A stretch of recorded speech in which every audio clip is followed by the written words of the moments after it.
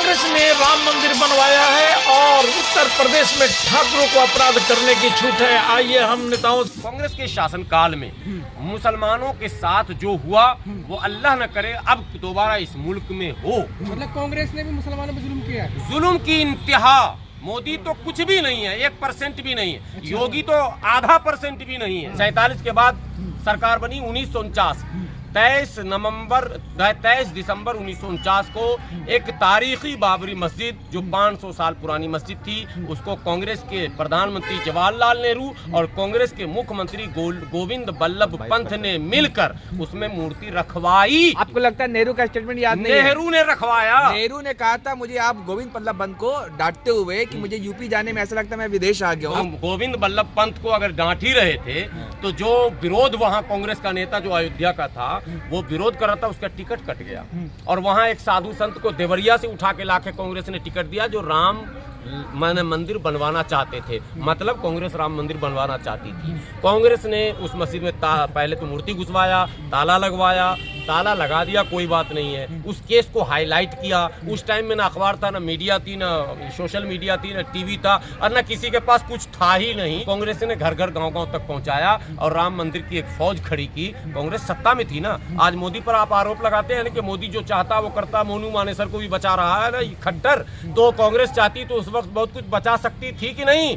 बहरहाल ताला फिर खुलवाया भी कांग्रेस ने, उस मस्जिद को शहीद भी करवाया कांग्रेस ने और 55,000 दंगे करवाए कांग्रेस ने। मेरठ, मुजफ्फरनगर, मलियाना, हाशिमपुरा, भागलपुर, क्या कहते हैं, मुंबई, कोई शहर छोड़ा नहीं। कांग्रेस माँ है आरएसएस की, कांग्रेस माँ है भारतीय जनता पार्टी की, कांग्रेस नानी है आरएसएस की, कांग्रेस दादी है आरएसएस की। जब तक इस देश से कांग्रेस का बिल्कुल समूल नाश नहीं होगा तब तक इस देश में फिर से कहना गुंडों को मिट्टी में मिला देंगे। अरे तो मारो गोली ना, मारो गोली। पर गुंडे खुद ही बैठा रखे हैं। केशव प्रसाद मौर्य सबसे बड़ा तस्कर रहेगा। हिंदू राष्ट्र में आपकी कोई भूमिका नहीं रही। कौन बात करेंगे, झंडेबाज बना देंगे। मदनी साहब और मोहन भागवत बिरयानी खाएंगे साथ में। आज मैं इस देश आया हूँ जबकि सरकार की कमजोरी की वजह से, अधिकारी की वजह से मुझे आज दर ठोकरा खाने अधिकारी की वजह से न्याय नहीं मिल रहा है। न्याय के रूप में भीख मांगो आंदोलन इंडिया पर चालू कर रहा हूँ। मोस्ट वांटेड कई हत्या, रेप, बलात्कार और डकैती के मामले उस पर दर्ज थे। इंसान के कातिल को वोट दोगे? अगर तुम्हारी सोच ऐसी है तो तुम्हारे साथ ऐसा ही होगा। कबीरा खड़ा बाजार में सबकी चाहे खैर, ना कहू से दोस्ती, ना कहू से बैर। बजरंग दल को भी कांग्रेस चला रही है। कांग्रेस का ही तो सब जन्म दिया हुआ ना साहब।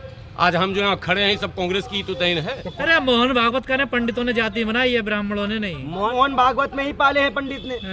इतने पागल हो रहे हैं जिनको करना धरना कुछ नहीं है, वो पंडित बन के आ जाते हैं। जला के मार दिया जा रहे हैं लोग। पंडितों, तुम्हारी जितनी चौड़ाई होगी सरकार में हो रही है, भाजपा सरकार में मैं बड़ा खुश हूँ। क्षत्रियों को अपराध करने की छूट है उत्तर प्रदेश में। तो मंत्र से मारता ना ब्राह्मण तो पानी लेके सिर्फ गोली से। पानी लेके इस वक्त कोई विश्वामित्र नहीं है, मुनि अगस्त नहीं है। धंधा करते हैं, धंधा।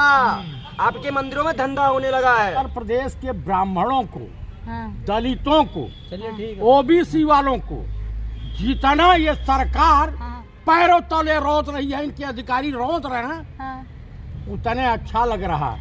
अच्छा, दरअसल क्या है कि ये लोग बड़ा 1,000 रुपया, 1,500, 2,000 पौआ चक्कर में मोदी मोदी मोदी मोदी चिल्लाते। बलात्कार पीड़िता के दोषियों को बड़े बारीकी से छोड़ दिया। जब सबूत नहीं मिलेगा तो छोड़ नहीं देंगे। आइयो, जब सबूत चबा गया तो कहाँ से होगा। यहाँ पे बेटी SC ST OBC ये तो जो है ना भेड़ बकरी है, सेवा करने के लिए है, ताड़न के अधिकारी हैं। ये सब इनके वेदों में लिखा हुआ है, लेकिन इनको ये नहीं पता कि जिस दिन हम ताड़ने पे आ गए तो ये जो 85% जनता है वो जो है इन 15% को ऐसे जूते मारेगी, जैसे कि मनीष सिसोदिया का आपने लाइव उदाहरण देखा होगा।